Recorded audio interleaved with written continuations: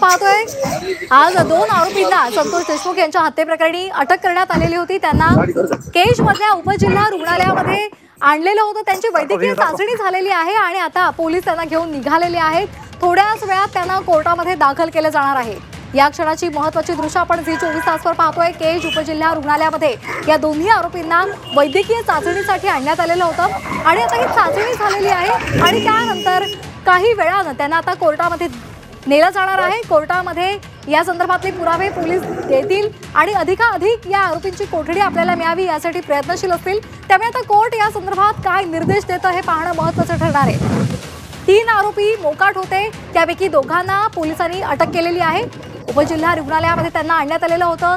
वैद्यकीय चाचणी त्यांची पूर्ण झालेली आहे आणि आता त्यांना घेऊन कोर्टाच्या दिशेने पोलीस निघालेले आहेत। एक आरोपी अद्यापही मोकाट आहे, त्यामुळे या संदर्भातला तपास आता सुरू आहे। अधिक माहिती घेणार आहोत आमचे प्रतिनिधी विष्णू बुर्गे यांच्याकडून। विष्णू, काय अधिकची माहिती आहे?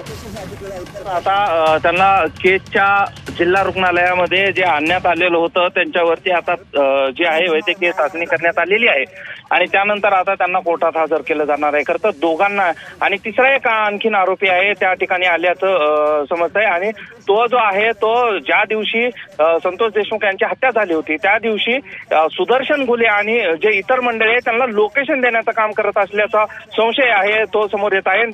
त्याच निमित्ताने एका व्यक्तीला आता याच संदर्भात कल्याणमधून अटक केल्याची ताब्यात घेतल्याची माहिती आहे। खरं तर हे सगळं प्रकरण गुंतागुंतीचं आहे आणि या सगळ्या प्रकरणाचे धागेदोरे सीआयडी लावण्याचा प्रयत्न करत आहे आणि त्यानुसारच आज जी मोठी उपलब्धी आहे सीआयडीच्या लोकांना की जो मुख्य सुदर्शन घुले आहे या सगळ्या प्रकरणातला त्याला अटक करण्यात आलेली आहे। कोर्टासमोर त्याला आज हजर करण्यात केलं जाणार आहे आणि त्यानंतर हे सगळे धागेदोरे कशा पद्धतीनं समोर येतात ते पाहणं महत्त्वाचं असणार आहे।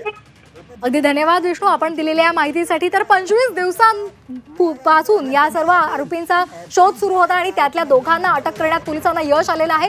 त्याचबरोबर एका संशयिताला सुद्धा पोलिसांनी ताब्यात घेतलेलं आहे आणि या तिन्ही आरोपींना थोड्याच वेळात केज कोर्टामध्ये हजर केलं जाणार आहे।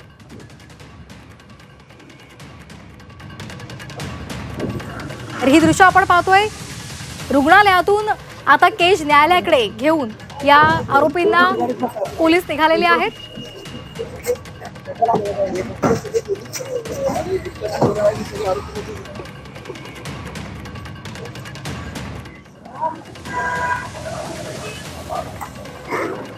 ही दृश्य पाहतोय आपण तिन्ही आरोपींची वैद्यकीय तपासणी झालेली आहे। त्यांची चाचणी झाल्यानंतर आता त्यांना कोर्टामध्ये हजर केलं जाणार आहे आणि त्यासाठी आता पोलीस त्यांना घेऊन कोर्टाच्या दिशेने निघालेले आहेत। हे दृश्य आपण पाहतोय काही वेळापूर्वीच त्यांना केज इथल्या उपजिल्हा रुग्णालयामध्ये आणण्यात आलेलं होतं। तिथे त्यांची वैद्यकीय चाचणी झालेली होती आणि आता त्यानंतर कोर्टामध्ये या तिन्ही आरोपींना हजर केलं जाणार आहे। कोर्टामध्ये काय नेमके निर्देश दिले जातात, कशा पद्धतीने हा आता तपास पुढे नेला जातो हे पाहणं महत्त्वाचं ठरणार आहे। दरम्यान या दोन्ही आरोपींना अटक झाल्यानंतर एका संशयिताला अटक झाल्यानंतर पोलिसांनी त्यांची चौकशी सुद्धा केलेली आहे। सीआयडीच्या अधिकाऱ्यांनी या दोन्ही आरोपींची चौकशी केलेली आहे।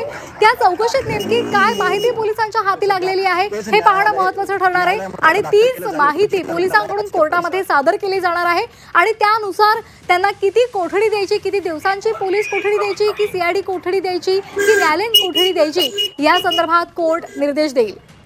ही दृश्य आपण पाहतोय आता केज न्यायालयाकडे या आरोपींना घेऊन पोलीस निघालेले आहेत। आरोपींची वैद्यकीय तपासणी झालेली आहे।